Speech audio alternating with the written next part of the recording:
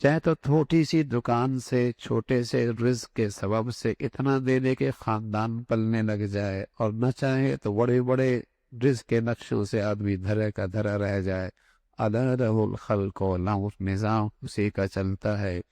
بس بات دینا چاہے تو انگوٹھے چھاپ کو اتنا دے دے کہ دنیا دیکھتی رہ جائے، نہ دینے پہ آئے، کسی کی قسمت میں نہ ہو تو بڑی بڑی ڈگریاں لیے بیٹھا ہے تب بھی کچھ ہاتھ نہیں آتا۔ اللہ لہ الخلق والامر، اللہ کا نظام چلتا ہے۔ اور فی السماء رزقکم، تمہارے رزق کے معاملے ہو، اس کے فیصلے بھی آسمانوں پر ہیں۔ اللہ یبسط الرزق لمن یشاء ویقدر، کسی کو کشادہ دے دے، کسی کے لیے روک دے، وہ نظام بھی اللہ ہی کے ہاں سے چلتا ہے۔ الا لہ الخلق والامر، تم تو اسباب کی حد تک دکان کھول سکتے ہو، فیکٹریاں بیٹھ سکتے ہو، زمین پہ دانہ ڈال سکتے ہو، لیکن اس کے اندر سے پھر نظام تو اللہ کا چلتا ہے۔ کون تمہارے پاس بھیجتا ہے، کون زمین کے اندر سے اس دانے کو سلیقے سے پھاڑتا ہے، پھر کونپل نکالتا ہے، پھر گرمی سردی کے تند و تیز ہواؤں میں اسے پروان چڑھاتا ہے، پھر اس میں پھل لگاتا ہے، پھر اس میں ذائقہ اور رنگت رکھتا ہے۔ الا لہ الخلق والامر، یہ پیدا کرنے والا بھی اللہ ہی ہے، اور اس میں سارا تصرف اور فیصلے بھی اللہ کے چلتے ہیں۔ الا لہ الخلق والامر، تبارک اللہ رب العالمین، وہ ذات بڑی خوبیوں والی ہے، سارے عالم کے پالنے والی ذات ہے۔ رب کہتے ہیں پالنے والا، آہستہ آہستہ کسی کو پروان چڑھنا۔ ساری دنیا کا مسئلہ ہے معیشت، ساری دنیا کا مسئلہ ہے آج معیشت، اور اللہ نے ایک لفظ سے، ربوبیت کے عقیدے سے مسلمانوں کے معیشت کا مسئلہ حل کیا ہے، اور دنیا میں آنے سے پہلے حل کیا ہے۔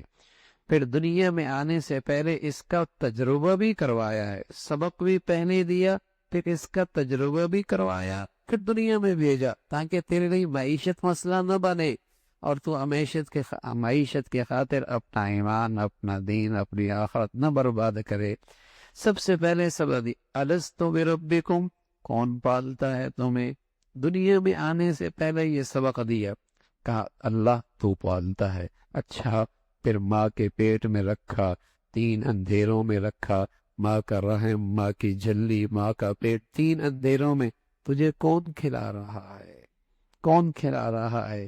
دنیا میں آیا، نہ ہاتھ ہلا سکتا ہے، نہ پاؤں اٹھا سکتا ہے، نہ زبان ہلا سکتا ہے، نہ اپنے نفع کی چیز حاصل کر سکتا ہے، نہ نقصان سے بچ سکتا ہے۔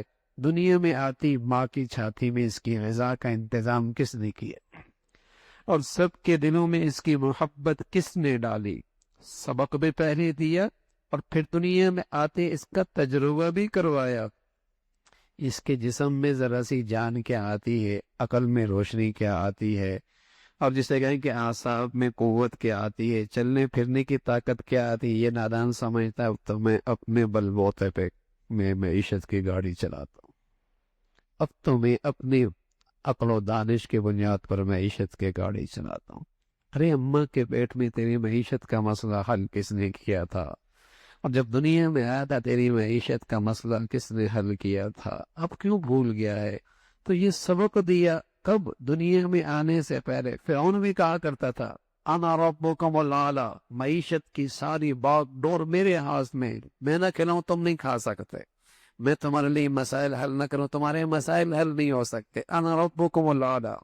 اور ایک وقت دجال آئے گا، آج ساری دجالی فضا بن رہی ہے جو یہ کہہ رہی کہ اسباب سے، مادیت سے زندگی بنتی ہے، اگر یہ مادیت نہ ہو تو زندگی کا نظام درم برم ہو جائے گا، کوئی کسی کا نظام زندگی چل نہیں سکتا۔ اس وقت کا دجال بھی آ کر یہ کہے گا پالتا میں ہوں، پالتا میں ہوں۔ جس کا عقیدہ ربوبیت ہوگا وہ یہ کہے گا پالتا اللہ ہے، پالتا اللہ ہے۔ چٹان میں جہاں اندر ہوا بھی نہ جائے، اس چٹان کو بھی توڑے تو وہاں بھی کیڑا بیٹھ کر اللہ کی رزق کھا رہا ہوتا ہے، وہ بھی اللہ کا رزق کون پہنچا رہا ہے اس چٹان کے اندر؟ کون اسے کھلا رہا ہے؟ کون زندگی دے رہا ہے؟